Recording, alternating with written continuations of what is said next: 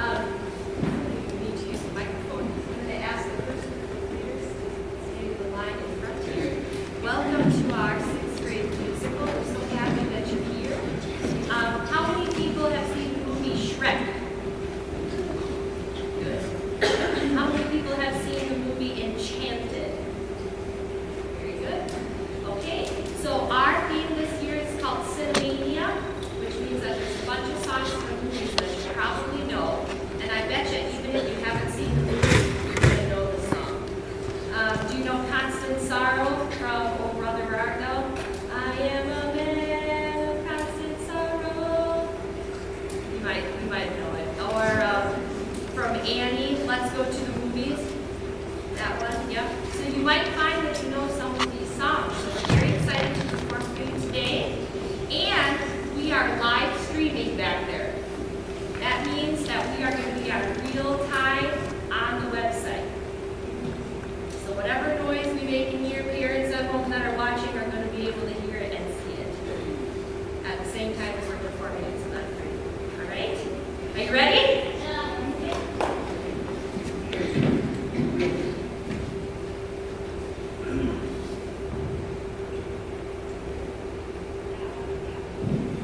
The movie Annie, which premiered in 1982, is based on the musical Annie. The music was written by Charles Strauss, lyrics by Markham Charnin, and the book by Thomas Meehan. The original Broadway production opened in 1977 and ran for nearly 6 years, setting a record for the Elvin Theater, now called the Neil Simon Theater. It spawned numerous productions in many countries, as well as the national tour, and won the Tony Award for the Best Musical. The musical songs Tomorrow and It's the Hard Knock of Life are among the most popular musical numbers. What's the musical synopsis about? When we are talking about stories, plays, or musicals, we call it a synopsis. Well, in the depths of the 1930s, Annie is a very young orphan girl who must live in a miserable orphanage run by the tyrannical Miss Hannigan. Her seemingly hopeless situation changes dramatically when she is selected to spend a short time at the residence of the wealthy industrialist Oliver Warbucks. Quickly, she charms the hearts of the household staff, and even the seemingly cold-hearted Warbucks cannot help but learn to love this wonderful girl. He decides to help Annie find her long-lost parents by offering a reward if they would come to him and prove their identity. However, Miss Hannigan, her evil brother Brewster, and a female accomplice plan to impersonate those people to get the reward for themselves. Annie eventually finds out the truth and plots to bring them to justice. At the end of the musical, Annie wins and gets to live with Daddy Warbucks. Wait, isn't that similar to the musical the Monterey Music Department is doing this April?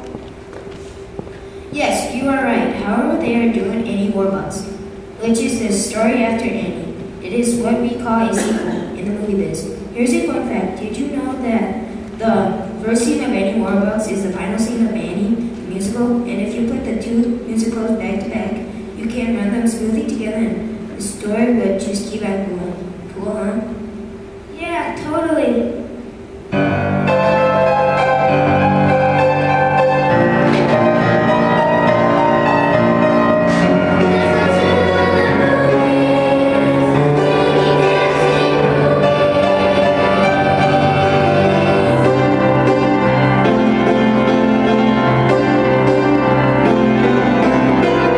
Let's go to the movies. Let's go see the stars.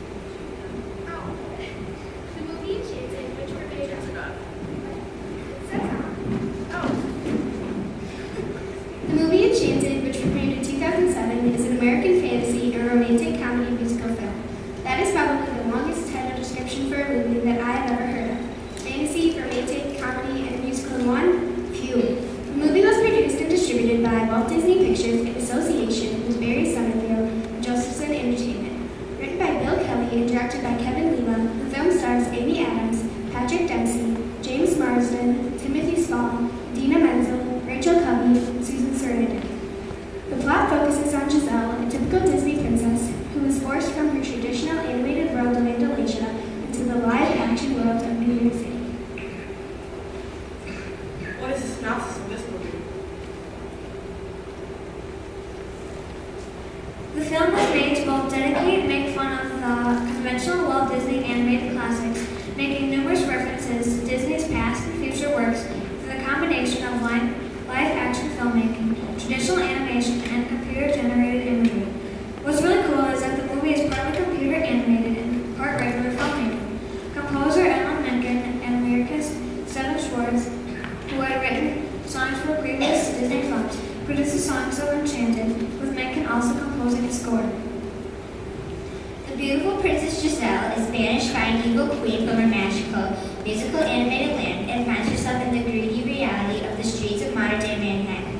Shocked by this strange new environment that doesn't operate on a happily ever after basis, Giselle is now adrift in a chaotic world badly in need of enchantment. But when Giselle begins to fall in love with the charmingly flawed divorce lawyer who comes to her aid, even though she has already promised to a perfect fairy tale prince back home, she has to wonder, can a storybook view of romance survive in the real world?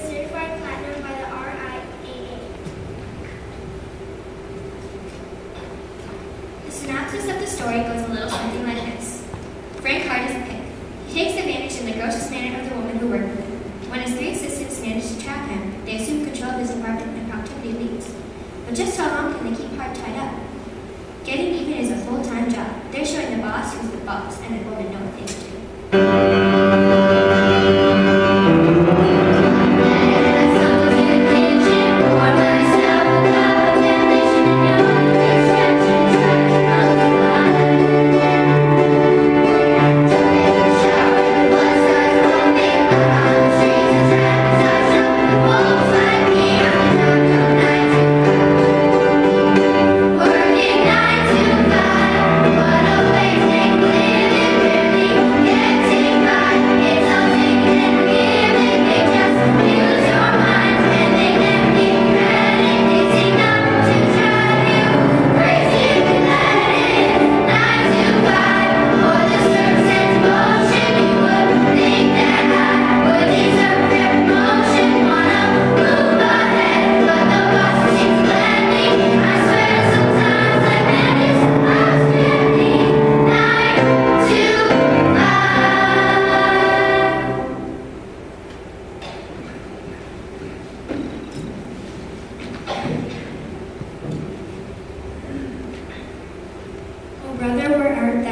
premiered in 2000, is loosely based on Homer's Odyssey.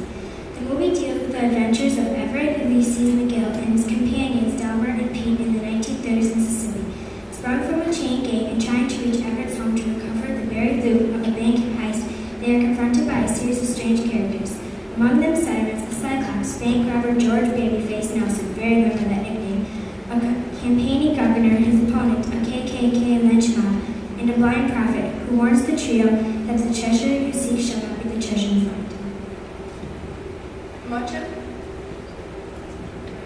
Much of the music used in the film is contemporary folk music, including that the Virginia bluegrass singer Ralph Stanley. The movie was one of the first to extensively use digital color correction to give the film a tinted look. The film received positive reviews and the American Folk Music soundtrack won a Grammy for Album of the Year in 2001. The original band soon became popular after the film release, and the country and folk musicians who were dubbed into the film, such as John Hartford, Alison Krauss, Emmylou Harris, Gillian Welch, Chris Sharp, and others, joined together to perform the music from the film in a Down from the Moon concert tour, which was filmed for TV and DVD.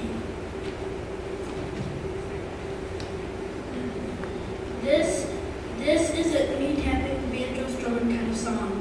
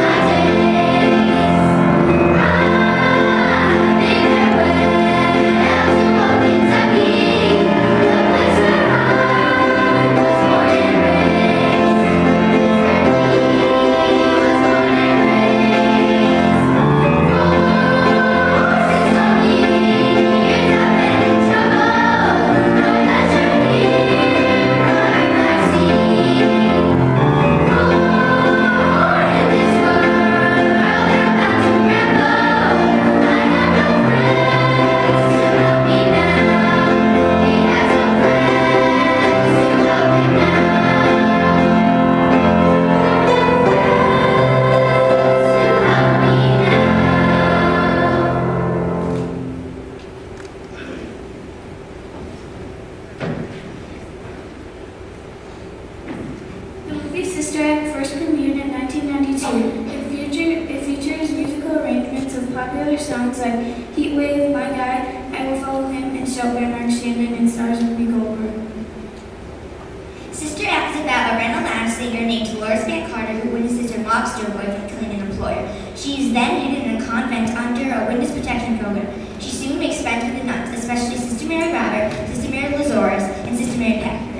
After the Mother Superior catches Dolores going out to the bar in the nighttime, followed by Mary Robert and Mary Paget, she orders her to join the church choir, only to find her coach in the church choir, turning them into the swinging, singing sisters. The choir proves to be a big success with the surrounding neighborhood, but will Dolores' boyfriend track her down?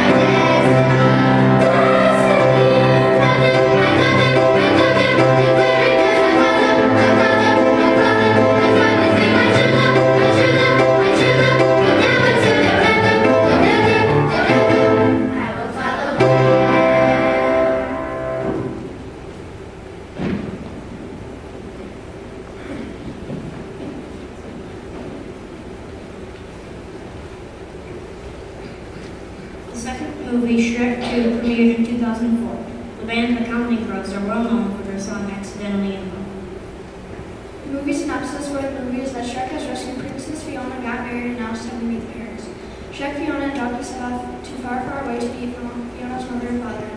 But not everyone is happy. Shrek and the king find it hard to get along, and there's tension in marriage. It's not just the family who are unhappy. Prince Charming returns from a failed attempt at rescuing Fiona and works alongside his mother and the fairy godmother to try and find a way to get Shrek away from Fiona.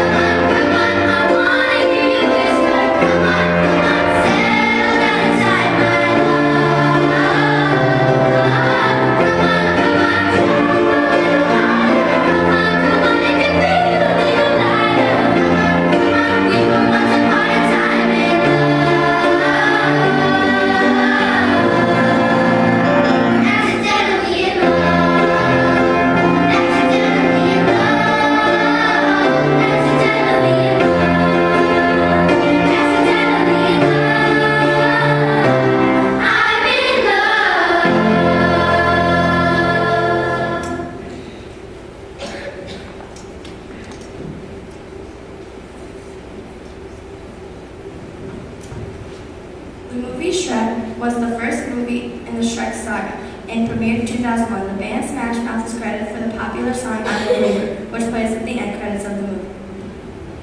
So what happens in the first movie again? It's been so long since I've seen the first one. Isn't there like 50 Shrek movies? No, I think there's only 10. Okay, maybe 4. I don't know.